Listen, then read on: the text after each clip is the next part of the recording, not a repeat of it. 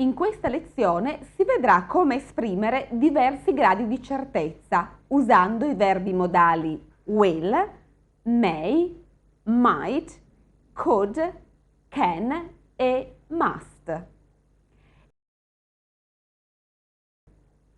In inglese l'uso dei verbi ausiliari modali è un modo comune per indicare diversi livelli di certezza che riguardano situazioni ed eventi passati, presenti o futuri.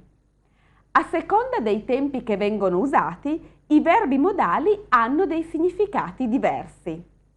Ricordatevi che i verbi modali sono invariabili per tutte le persone e che tutti i verbi modali, ad eccezione di ought, sono seguiti dalla forma base del verbo.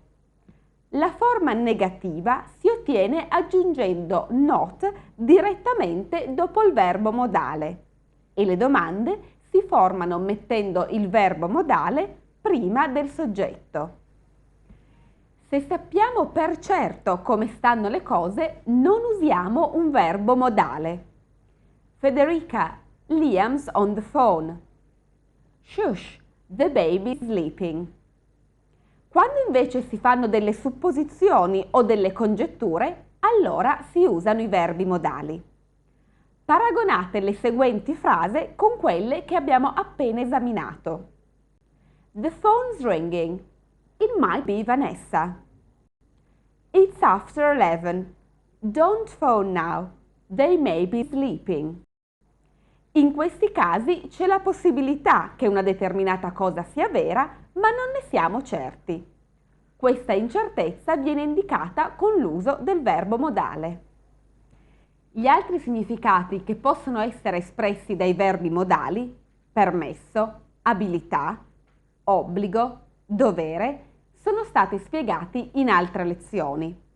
In questa lezione vedremo come l'uso degli ausiliari modali esprima diversi livelli di certezza a seconda del tempo usato. Per ogni tempo vedremo quale verbo modale usare per esprimere certezza, certezza al negativo, probabilità, improbabilità, possibilità. Inizieremo con il tempo presente. Quando sappiamo o pensiamo di sapere la realtà di una situazione o di un evento presente, si usa il present simple o il present continuous. Se invece vogliamo esprimere che è possibile che un qualcosa sia vera ora o in questo lasso di tempo, si usa un verbo modale. I verbi modali possono essere usati anche nella forma progressiva, e cioè il verbo modale seguito da be più il participio in ing. Ecco degli esempi. He may be sleeping. She might be having supper. They could be watching television. They must be coming up the stairs now. He'll be sitting at the pub, having a beer and talking. Quando si descrive qualcosa che sta succedendo al momento in cui si sta parlando o scrivendo, si usa la forma progressiva. Ovviamente, se il verbo usato può essere usato alla forma progressiva. Ad esempio, they can't be sleeping. It's only 9 o'clock. She'll be studying now. She's got an exam tomorrow. He must be working. Se si dice I can hear water splashing in the streets as the cars pass, è sbagliato dire it must rain, mentre è giusto dire it must be raining. Esaminiamo il significato dei diversi verbi modali usati in riferimento ad una situazione o a un evento presente. Will esprime l'idea di una quasi certezza. Si presume che un qualcosa sia vera perché non ci sono motivi per dubitarlo. The phone's ringing. That will be John. He said it'd ring at 9. You know Mary, so you'll understand what I mean when I say that she can be intolerant. Will not o won't al presente indica che si presume che qualcosa non sia vera. You don't know Mary, so you won't understand what I mean. Must è usato per indicare che si è sicuri di qualcosa perché è l'unica cosa logicamente possibile. You must be very happy to have passed your driving test. It must be very cold. Everyone's wearing overcoats and hats. She must go to the cinema a lot. She's seen every film I mentioned. I must be tireder than I thought. I can hardly keep my eyes open. I must be getting old. Must non può essere usato al negativo per valutare una possibilità. Non è possibile usare must not o mustn't in questo modo. Quindi sarebbe sbagliato dire he mustn't be asleep. Per esprimere qualcosa che è logicamente impossibile, usiamo invece could not e cannot. Di solito si usano le forme contratte. He can't be asleep. I hear him talking to someone. She can't be watching television. She hasn't got one. He couldn't possibly mean that. It's ridiculous. May, might, could sono usati per indicare che c'è la possibilità che una determinata cosa sia così. Al presente questi tre verbi sono spesso intercambiabili e la scelta sul loro uso è personale. Tuttavia, alcune persone pensano che may esprime una possibilità più forte rispetto a might e could. Somebody is waving to us. It may be Jane or it might be Mary, but it could be Alice. Nelle frasi negative, may not e might not sono usati quando si presume che un qualcosa non sia così. Look at this photo of our high school class. I think that's Jane. It might not be Jane. I think Jane had longer hair.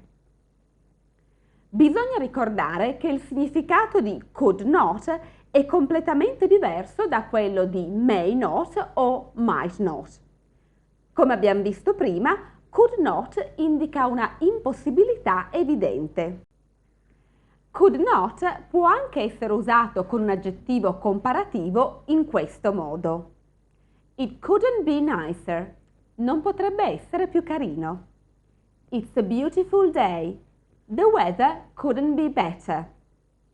She couldn't care less about him. Can e could sono usati nelle domande riguardo a possibilità presenti.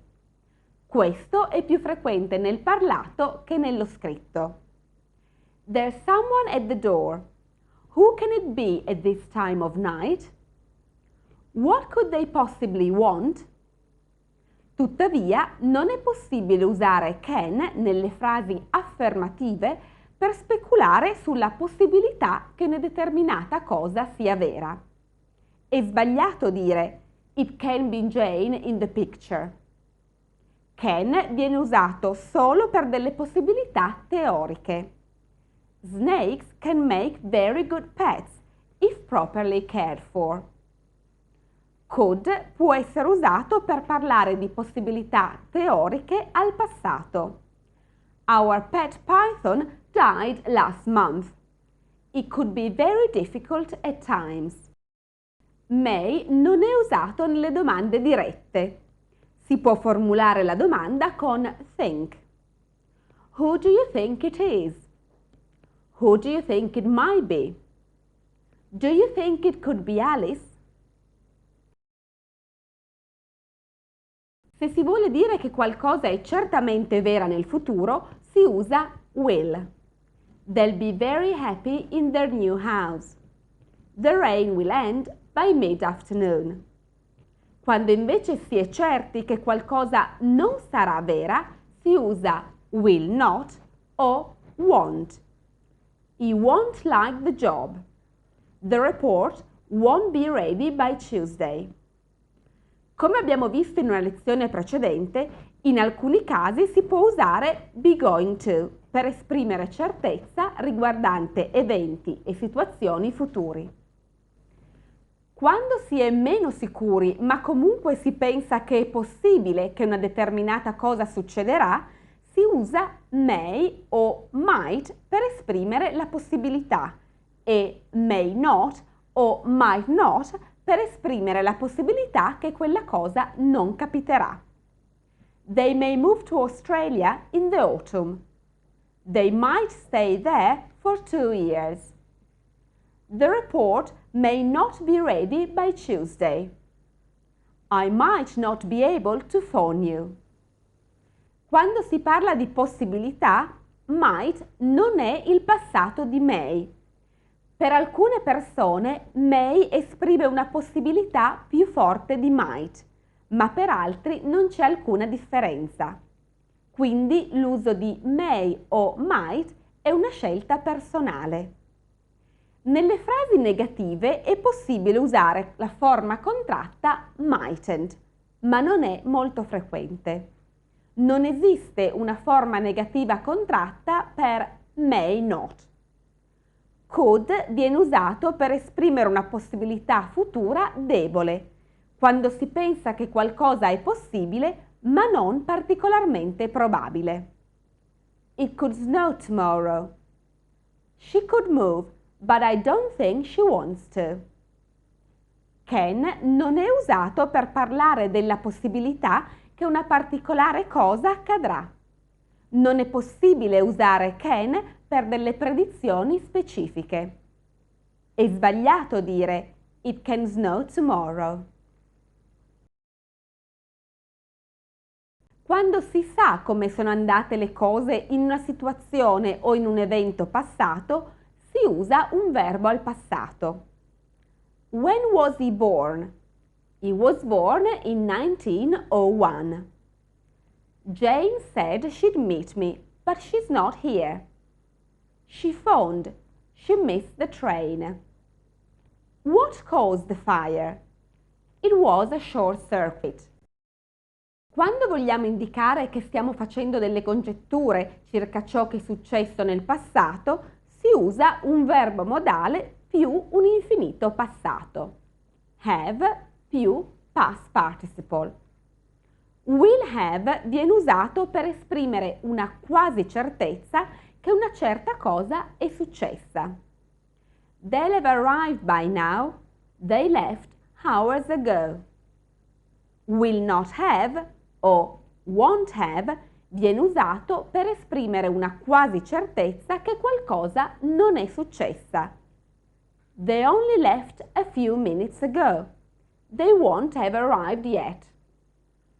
Must have può essere usato per esprimere certezza, per dire ciò che noi pensiamo sia successo, basandoci su qualcosa di evidente o su qualcosa che è generalmente accettato come vero. I can't find my umbrella. I must have left it at the supermarket. That was the last place I stopped. The fire must have been caused by a short circuit. All other possibilities have been ruled out. He's very old. He must have lived through the First World War. Venice is lovely in the autumn. You must have had a wonderful time. Must not have non è usato per esprimere una certezza al negativo. Si usa can't have o couldn't have. Sia could not have che cannot have sono usati quando vogliamo indicare una certezza negativa al passato. Quando siamo sicuri che qualcosa non è successa, perché ciò non è logicamente possibile, usiamo o can't have o couldn't have. They can't have stayed home. There are no lights on in the house. You couldn't have finished the exercises. You just started a few minutes ago. Quando si riferisce ciò che si pensava nel passato, si può usare solo couldn't have. I realized they couldn't have stayed home. There were no lights on. Al contrario, se si vuole esprimere che c'è una possibilità che qualcosa sia successa, ma non si sa, si usa may have, might have e could have. Usando questi verbi si indica una possibilità nel passato. I wonder where Jane is. She may have missed the train. What caused the fire?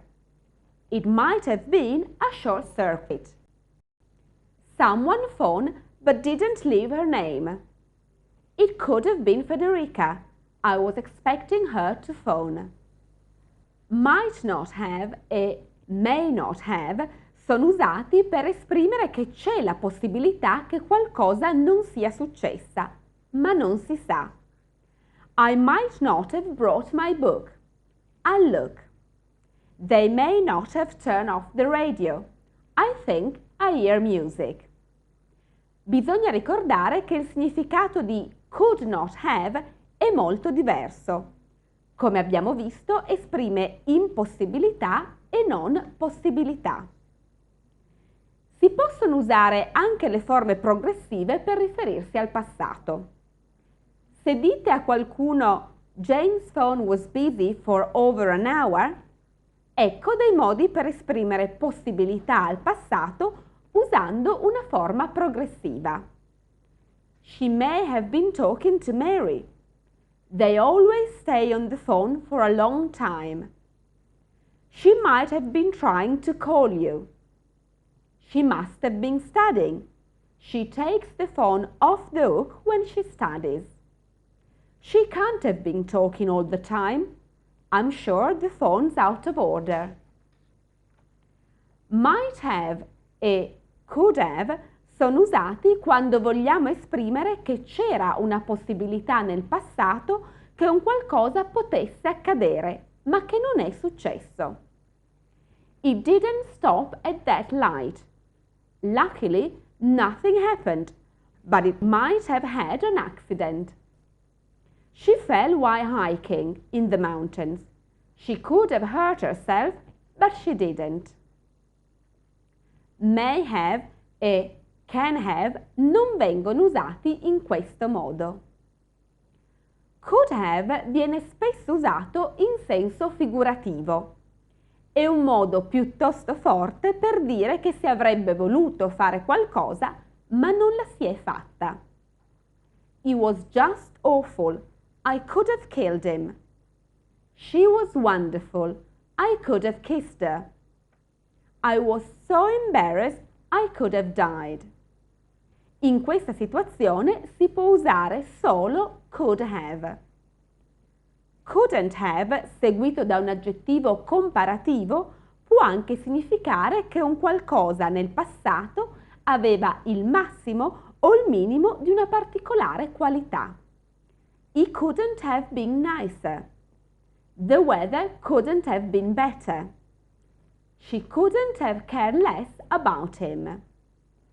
Siamo giunti al termine di questa lezione.